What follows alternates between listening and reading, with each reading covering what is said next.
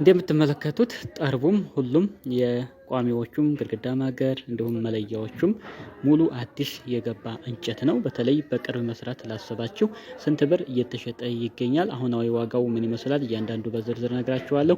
አሪፍ ነገር ገብቷል። እዚህ አካባቢ ላይ እንግዲህ በቅርብ ቤት መስራት ላሰባችሁ ወሳኝ የሆነ መረጃ ነው። እንዲሁም ሌላም ቦታም ብትሆኑ የእንጨት ዋጋ አሁናዊ ዋጋው ምን ይመስላል? ሙሉ መረጃውን ወደ እናንተ የማቀርበው ነው የሚሆነው።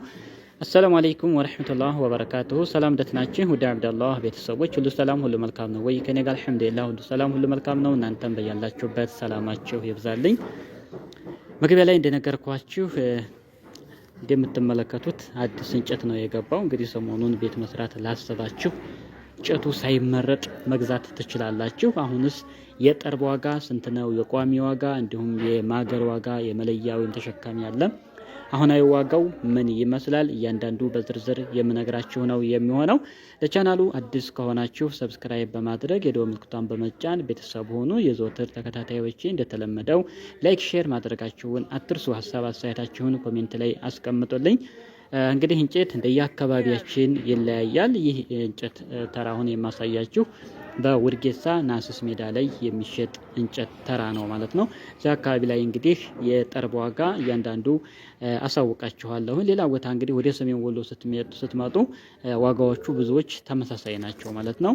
አንዳንድ ቦታዎች ናቸው እንግዲህ የእንጨት ዋጋ ምሳሌ ወደ ደቡብ ወሎ ስንሄድ የተወሰነ ነገር የሚጨምረው ማለት ነው። ያም ሆነ ይህ እንግዲህ እናንተም ታወዳደሩታላችሁ እንደየ አካባቢያችሁ ማለት ነው።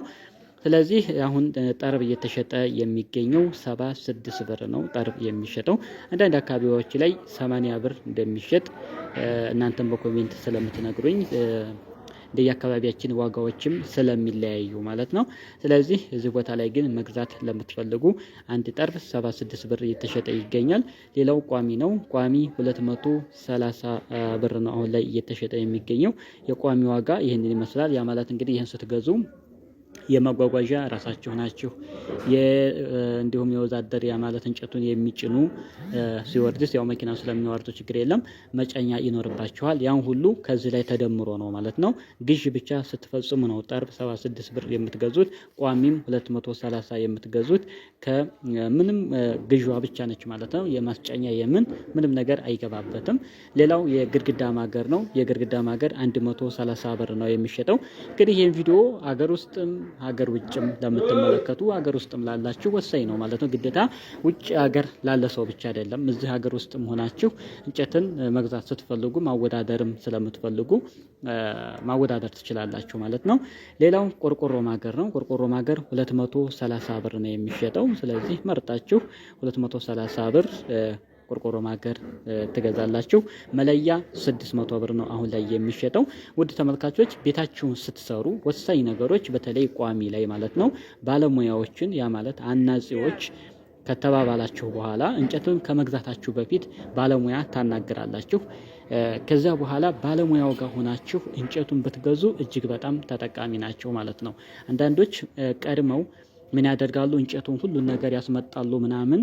ከዛ በኋላ የሚሰራው ባለሙያ እሱ በሚፈልገው መልኩ የማይሄዱ እንጨቶች ስለሚኖሩ እነዛ እንጨቶች ሌላ ተኮ በሚላችሁ ሰዓት ሌላ ሂሳብ ታወጣላችሁ ማለት ነው። ያን ግን ግዴታ ለሌላ ነገር አይውልም፣ ተጨምሮ ሂሳብ ገብቶ ስለመጣ ማለት ነው።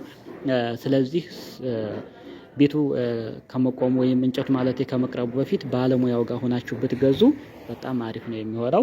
ሄዶ ቀጥታ ተግባር ላይ የሚውልን እንጨት ባለሙያው ይመርጣል ማለት ነው። ስለዚህ እናንተ ተጠቃሚ ትሆናላችሁ፣ ኪሳራ አይኖርባችሁም ማለት ነው። ስለዚህ ስትገዙ አንዳንድ ቤተሰቦች አሉ ማሻአላህ ስለ እንጨት ሁኔታ በደንብ የሚያውቁ ሞር ግን ባለሙያ ጋር ሆናችሁ ስትገዙ በጣም አሪፍ ነው የሚሆነው። እንደ ሀሳብ ነው ማለት ነው። ምክንያቱም ምንም እንጨት የሚባክንባችሁ አይኖርም። ከጠርብም ከቋሚውም ከግድግዳ ማገርም ይሁን ከቆርቆሮ ማገር እያንዳንዷ ሂዳ ተግባር ላይ ትውላለች ማለት ነው። ስለዚህ ባለሙያ ጋር ግዙ ማለት እፈልጋለሁ ማለት ነው። ሌላው ነገር ቤት ስታሰሩም ባለሙያ መርጣችሁ አሪፍ ባለሙያ ማሰራት ይኖርባችኋል። ቤቶች እንዳይዛቡ ሁሉን ነገር በደንብ አድርጎ ልምድ ያለው ባለሙያ ስታሰሩ ከእንደዚህ አይነት ኪሳራዎችም ትድናላችሁ። ብዙ ቤቶች ከተሰሩ በኋላ እየተዛመመ ምን እያለ የወደቀ እንደዚህ ድጋሚ ፈርሰው የሚሰሩ ብዙ ቤቶችም ስላሉ ማለት ነው። እንዲህ አይነቱን ነገሮች ግንዛቤ ውስጥ ማስገባት ይኖርባቸዋል። ምክንያቱም ቤት ያክል ነገር ብዙ ወጪ ወጥቶበት ባረባ ባለሙያ ማሰራት አይኖርባችሁም ማለት ነው። ስለዚህ ውድ ተመልካቾች የእንጨት ዋጋ እንግዲህ በውድጌሳ ይህንን ይመስላል። ሌሎች አካባቢዎችም ላይ የእንጨትን ዋጋ ደግሞ የማቀርበላችሁ ነው የሚሆነው። ሂሳቦች እንደየአካባቢያችን ልዩነት ስለሚኖራቸው ማለት ነው። ያን ያክል ግን የተጋነነ ልዩነት አይኖረውም። እንደ መነሻ ግን ለእናንተ ይሄን መረጃ ይጠቅማችኋል ማለት ነው። ቤት መስራት ላሰባችሁ እንግዲህ ወሳኝ ነው። ቪዲዮ ላይክ አድርጉት። ለቻናሉ አዲስ ከሆናችሁ ሰብስክራይብ አድርጉ። በሌላ ቪዲዮ እስከምንገናኝ ወሰላሙ አለይኩም ወራህመቱላህ ወበረካቱ።